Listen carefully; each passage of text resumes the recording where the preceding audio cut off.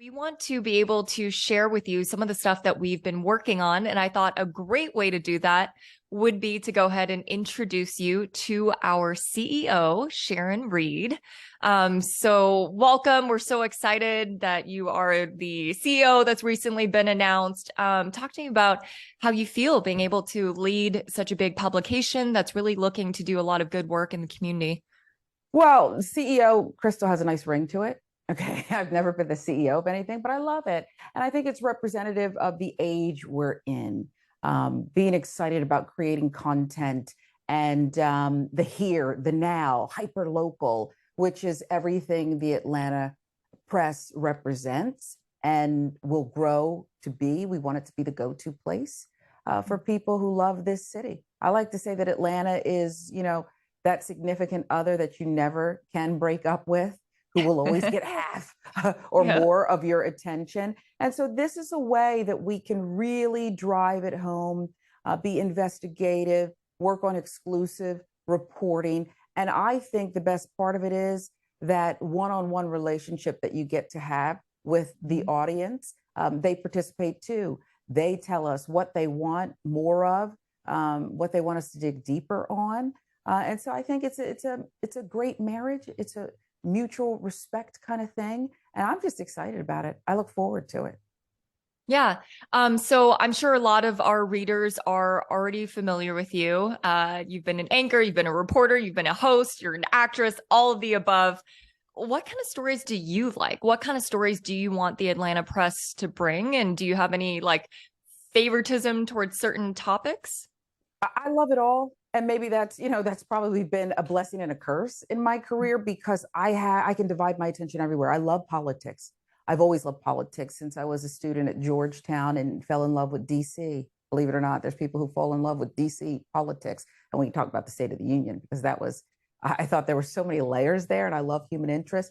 But I love pop culture. I love anything and everything I can get my hands on because it's about real people and real stories. And for me, the most important thing, no matter how long I've been in this game, is truth and accountability. And every story, if you really go there and you're listening, it's that time in the newsroom, you've been doing this a long time yourself, where they say, hey, Crystal, go cover this fire. And Mrs. Jones lost everything. Well, perhaps she did, but that's the surface. I don't know what the story's going to be until I get there. And that's not about asking questions that are pre-produced or made up, or maybe a producer gave you in your head. That's about listening. I got good advice, I believe, from a co-anchor years ago when I first began in this industry.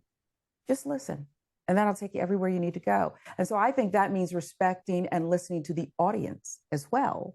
And I think that this is a blue collar profession, and they know just as much as we do.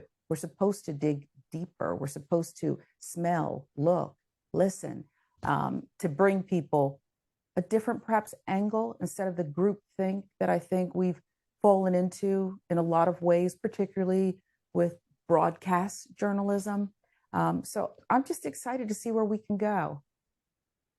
And then obviously, as one of the freelance investigative reporters working under you, working for the Atlanta Press, it's very important to all of us, and I know you too, that we get as much viewer tips as possible. So we know what matters to the community, what we should be investigating.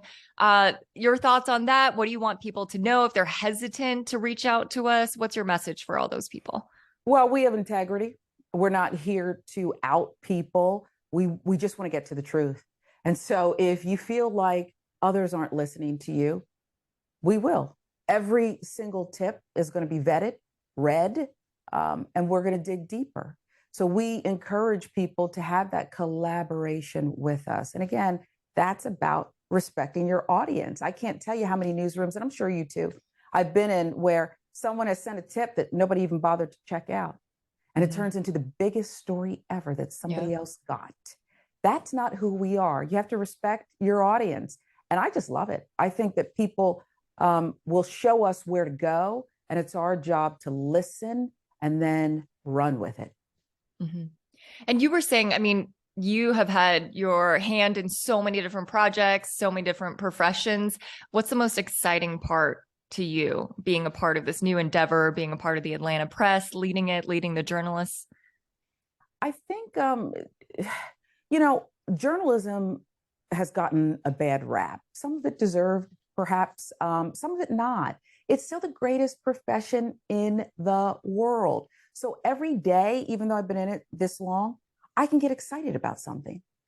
I think it's about having the perspective and the wherewithal. It's like with, the Tyree Nichols story and everything that went down there when we watched that Memphis police chief being interviewed ahead of the video. And I got strong, you and I have talked about this offline. I have some very strong feelings about how this was set up, this barbaric way of viewing a man's effectively, I know he died several days later, his final moments, his worst moments, witnessing this history play out and kind of, building the momentum for it. To me, a major part of the story is what didn't get covered. Largely, we allowed the press, I say we national too, allowed this police chief to just waltz her way in front of the video, right? And play it up and really didn't get any tough questions initially.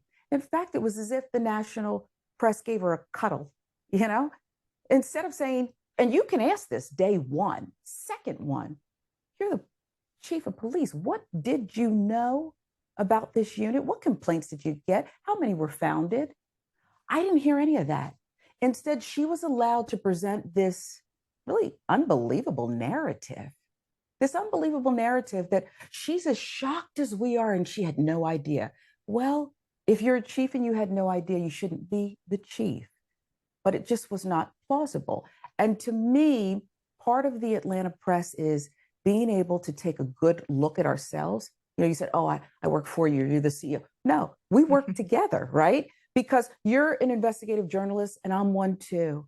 And we're both going to have boots on the ground and we're not going to play into groupthink. And we're going to be able to give people the perspective. There's times where people are at home watching the news that, by the way, everybody has the same thing in the same order every night. That's not because we're all so great. It's because of groupthink. And how many times have you been at home and you stood up and screamed at the TV because you couldn't believe what was just said or read? Yep, absolutely. Right. It just isn't real. And so we want to get back to what's real, no matter where the story takes us. Absolutely. Okay. Well, Sharon and I will be back throughout the week. Like we said, we want to engage with as many readers, viewers as possible. We want you to be a part of this reporting. We want to hear your feedback, your news tips, your suggestions, your feelings. We want it all so that the Atlanta Press can be representative of its readers and the community that it serves.